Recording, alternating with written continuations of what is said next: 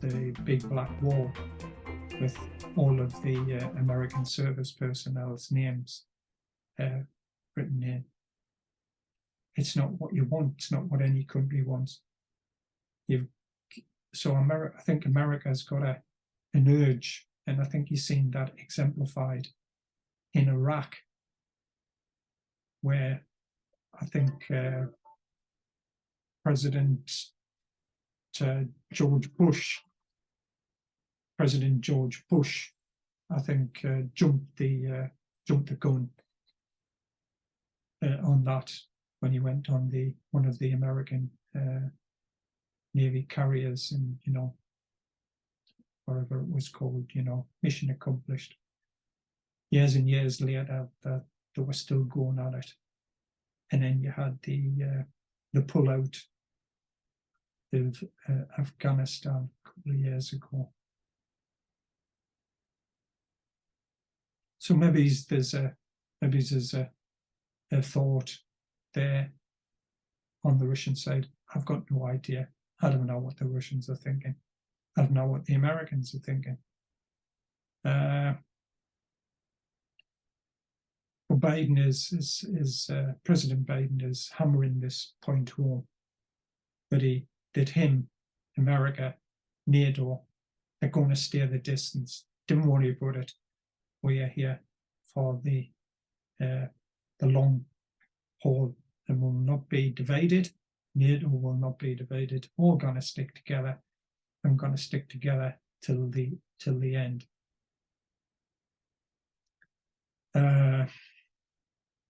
Sidebar, I tend to think that unless there's progress or definitive progress being made, I think there will be cracks.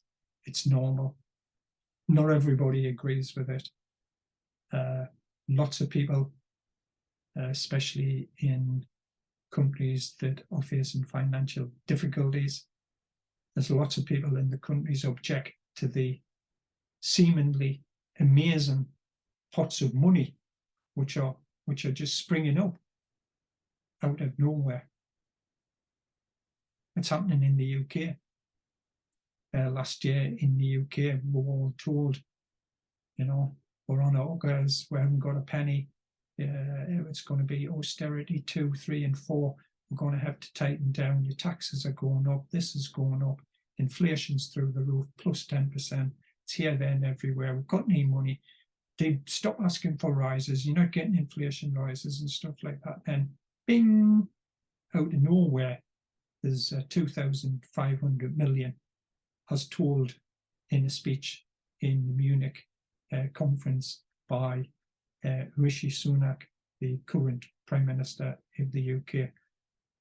And his expectation is that it will go up to 5 or 5.5 billion in this current year, 2023. So there's a lot of people saying, how come you can find 2,500 million, 2.5 billion, or 5,500 million? How is that possible? For Ukraine, I think the war's terrible. I would like to see them both get some peace talks on the go. But I think this is a falsehood that the countries will remain committed for an extended period of time.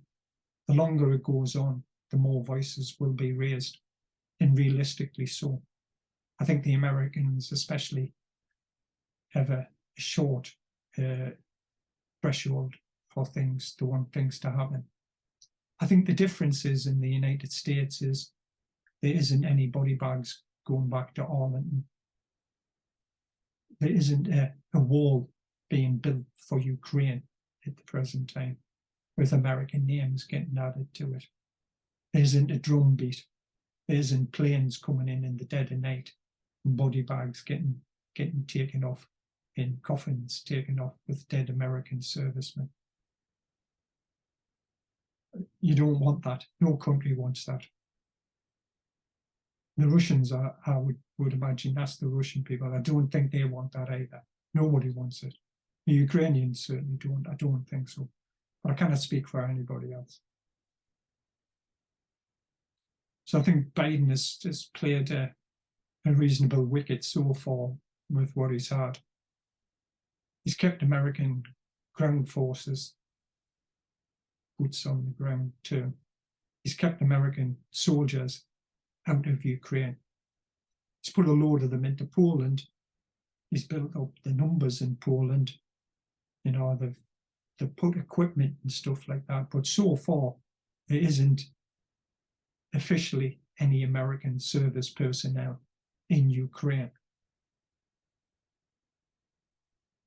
I think he realizes he needs to keep it that way for his approvals to be reasonable on this matter. Back to the speech.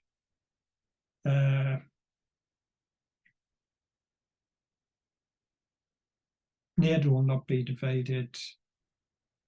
Putin has a lust for conquest, or whatever he was calling it. But he's saying Putin is lost to democracy. Go back again. Freedom. Freedom's at stake, yeah. Freedom's at stake in Ukraine. He said another one which I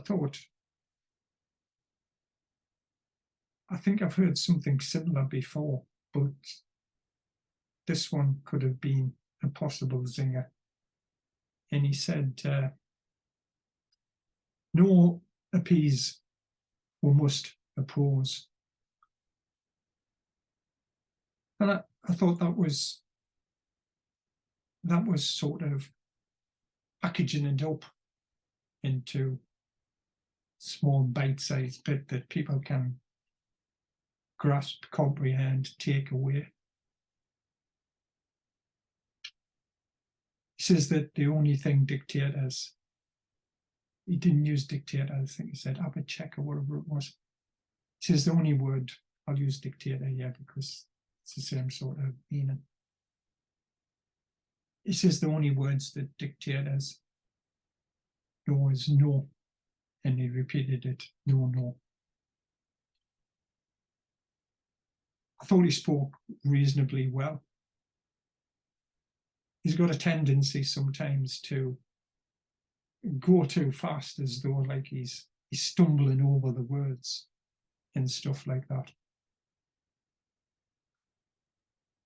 I think he gets excited when he's speaking.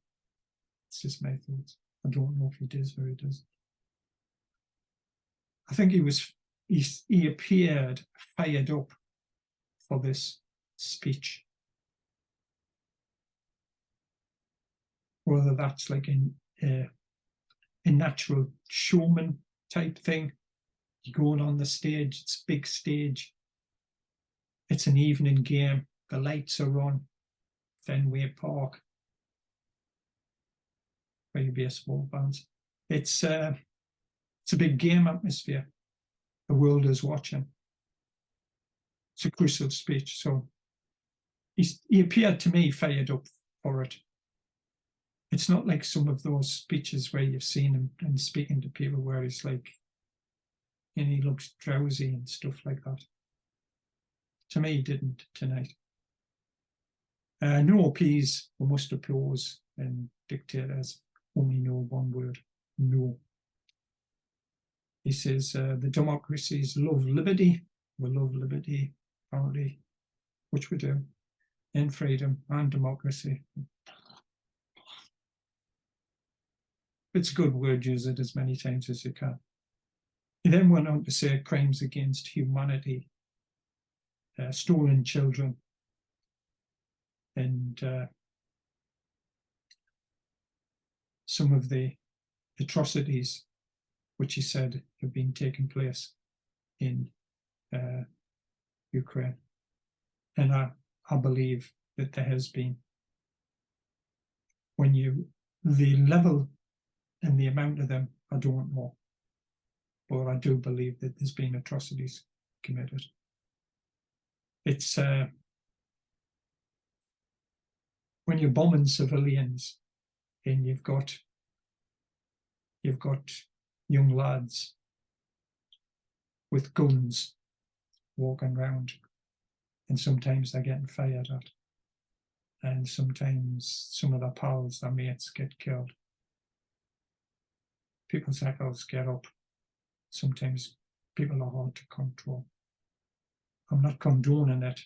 I'm just saying I can understand. So he's saying crimes against humanity, and like basically Russia's got to be taken to task on it.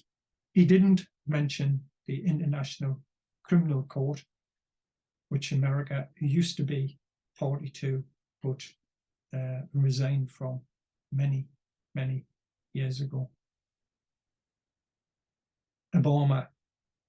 President Obama made tentative, can we like be a sort of like a look-in member? We don't want to join, but, can we have some sort of association? And Russia is not a member. It used to be a member of this International Criminal Court. It resides in The Hague, in the Netherlands. The United States is not a member. It's signed bilateral agreements with lots of countries, some of them dependent on aid.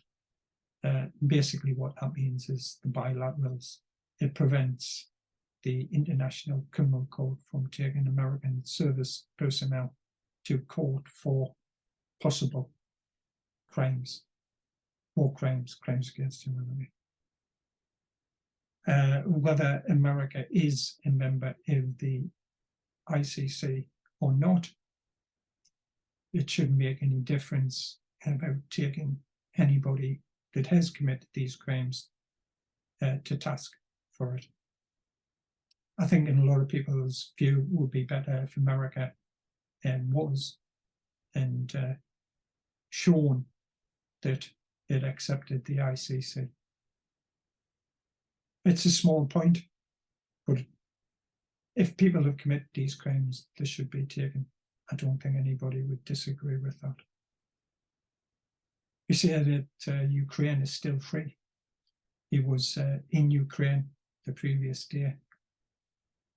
And I think obviously this speech had been written with those bits already in. The trip to Ukraine, I think it had been planned for quite a long time, but obviously it wasn't given the go for lunch until late last week, Friday or so. And on the Sunday morning before he took off from Washington, the Americans obviously contacted the Russians to advise them that President Biden would be in Ukraine and that he would be in Kyiv. And basically,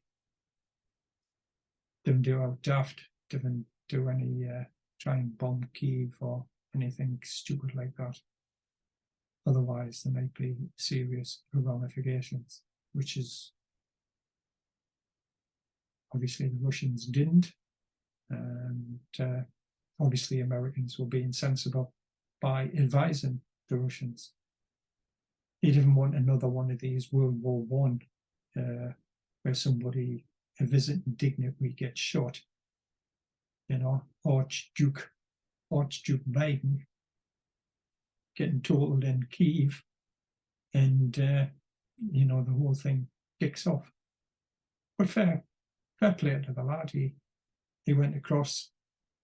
He got the train from Poland to Kyiv, because apparently the airport in Kyiv isn't functioning.